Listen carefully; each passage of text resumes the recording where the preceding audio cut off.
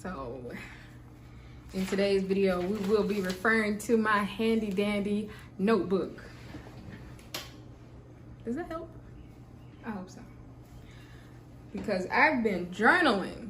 I've been watching this YouTuber named Hamza. And he talks about stuff like meditation, journaling, self-improvement, and I'm trying to get back into journaling because I used to journal and I stopped.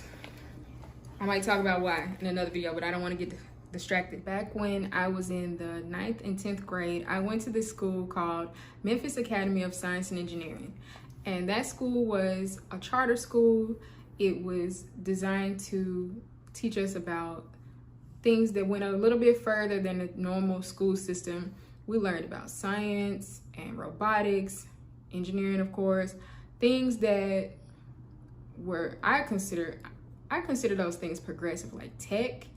I had a class about tech. I had a mechanics class, like under the car, learning how to change headlights, learning how to change a flat tire, learning about all kind of stuff, making inventions. Like, that school was so ahead of its time. It was like, if a school could be cutting edge, that school was definitely cutting edge. And I loved it. But anyways, it was one of those schools that makes you wear uniforms. And so the only piece of originality or character that you could bring to your outfits would have been maybe your socks, which I love to do, and your accessories. So one day I went to school around Valentine's Day, rocking my pink drawstring backpack and my pink shoes that my mom got me from Shoe Carnival. I thought I was so cute.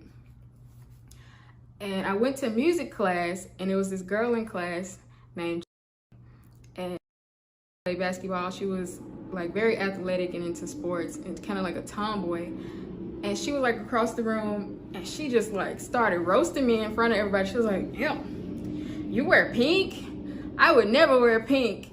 And it was just like, okay, you know, all right.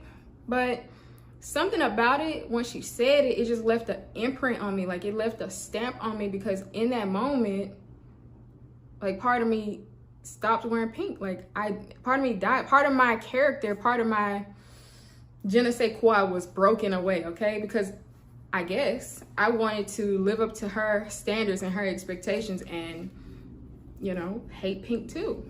So I stopped wearing pink back then, and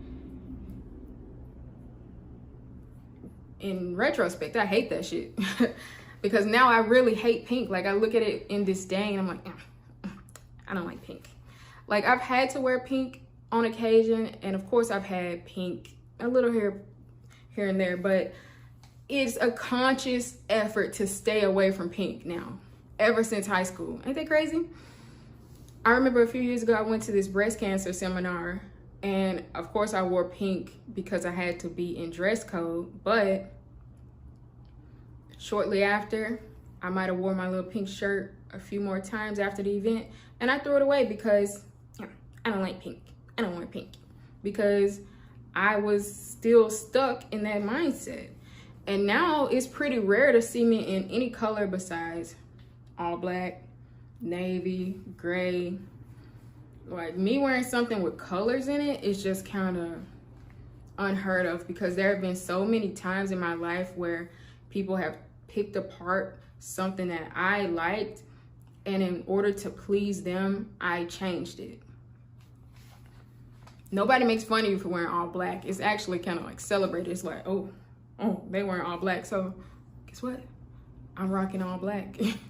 Which sucks, man. It's like, bro, you can't do that. You can't go around life changing for other people. That's not good. That's not healthy. It's pressing you down, who you really are on the inside. It's suppressing who you are. And if my mind was stronger back then when I was in high school, I would have stood up for myself. I would have either spoke my mind and said, okay, that's just you, you know, gone on with that. Or I would have let it go in one ear and out the other. But instead of just going in and out, it stuck with me. And I want you to think back throughout your life. Think back to times when somebody such as your mom, your dad, a family member, or friend told you something Like, ooh, you like that? That's stupid. Oh, I could never do that. I would never do that. And you changed yourself to fit the mold that they put you in. You changed to win their approval. You changed to adapt to them when you were the way you were. Those people were mind controlling you. They were altering your mind. And you have to be aware of people like that. These people are like poison in the pond of your mind. Be aware of those type of people because they are everywhere. You will look up one day and the person that you wanted to be or the person that you were is dead, long gone. And you're just like, who am I? How did I get here? What do I really like? What do I even sound like? What's my real character, personality? What's my original style? So many people have roasted me for my attire. Like yesterday, one of my friends came up and was like, Nisi, why do you, I gotta stop saying like so much. He was like, Nisi, why are you dressed like an old lady? Excuse me? Maybe I dress like an old lady because it's comfortable. Maybe I dress like an old lady because I like it.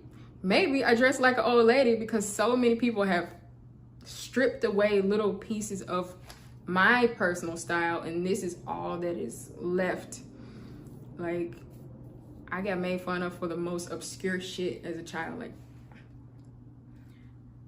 for example, I used to wear a like chain on the side of my jeans, on the side of my shorts. And I remember being in summer camp and this girl was like, why do you always dress like a dude?